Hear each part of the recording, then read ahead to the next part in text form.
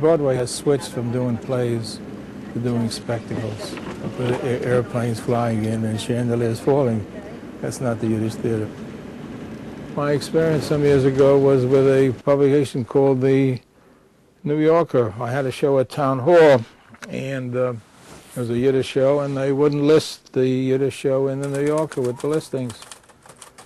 So I got the company and we picketed the New Yorker. I see in Max Eisen's office various posters of Yiddish shows with Bed Bonus and Minna Byrne and Molly Pecan, some of the famous Yiddish actors of the past, and the celebrated Fiebisch dancers. Well, Felix was a very famous dancer in his life. Fiebisch, how old are you? 85. How old? 85. Wow. I'm an old man. I am glad that I don't have to pretend that I'm young. I have to accept my age. That's what I am. And I'm very happy that I am still capable, you know, to move. Ihr Welt ist kein und nicht vorbei. Ihr bin sich stark verliebt in dir. Was kenn mein Leben denn badei? Wenn die wird nicht sein neben mir.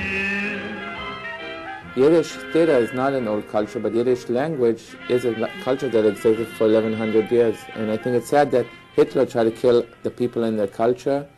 He failed at killing the people, but in a way he did succeed in causing a lot of Jews to have shame in their culture. And what I'm hoping is that I can show that, you know, there is a lot of beauty in this culture. It's sad that, you know, Jews are helping kabuki, old Chinese opera. They're helping a lot of older cultures, but they're ashamed of helping this culture.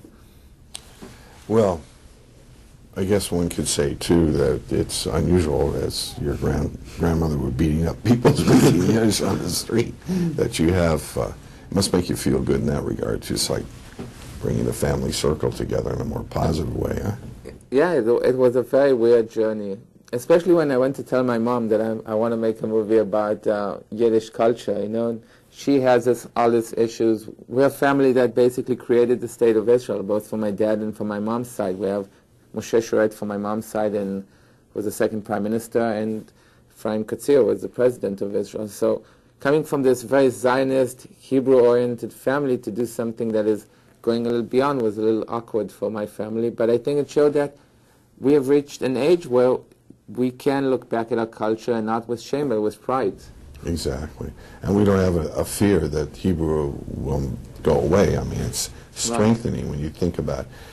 You know, the old days, names like Shmuel Rudensky doing Yiddish, Fiddler on the Roof, or whatever in Tel Aviv, obviously left the theater to speak Hebrew on the streets, thanks to Eliezer Ben Yehuda and some of the, and your family names that you mentioned. But I think that you're right. We have much more self-esteem now. Right. And I think one of the things that is sad, both for this movie and for stuff I documented, is for some reason people in LA are much more inclined to help Yiddish culture than people in New York. I read in the New York Times, I documented they have this library of all the great Yiddish plays in the original language with the playwright actually in handwriting writing it. It was rotting in this cellar in New York for a few years now, maybe 50 years. Nobody in New York wanted to help.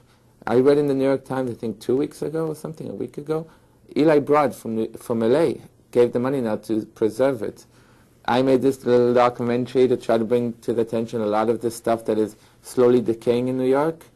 The money that we got came from, you know, foundations and from wonderful people here in LA who decided to help. I think there's something in the West Coast that people, you know, somehow have more, I don't know, pride in this culture, and it was very weird for me. It could be also the fact that Hollywood is constantly generating creativity. Yeah. So those in Hollywood who are Jewish are holding on to this with more pride, and so the combination.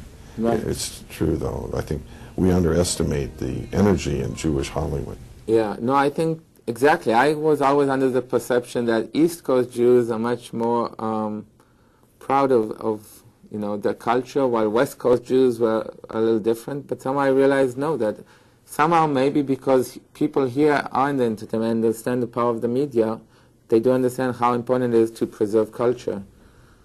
Give us again how we can partake. That's a good word. Partake of your new film. So hopefully everybody will come. The premiere is going to be at the Hollywood and Highland Complex at Mann Chinese 4 at October 8th, 2 p.m. And afterwards there's a reception, thanks to the Center for Jewish Culture and Creativity in Wells Fargo at the Renaissance Hotel. And that's free for everybody who attended the premiere.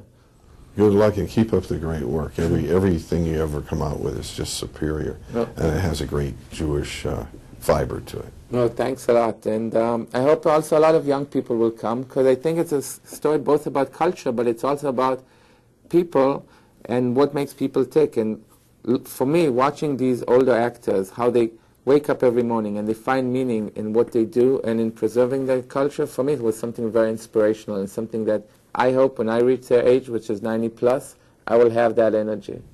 Who knows, you may be speaking fluent Yiddish, but who knows? Who knows? Thanks, we'll be right back. Thank you. War mir bist du schön, mein Jogrein.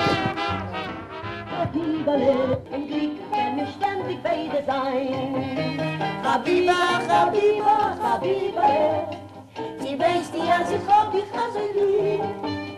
Habiba, Habiba, Habibale, wachen, weil ich ständig bei dein Stief. We return with Mark Friedman.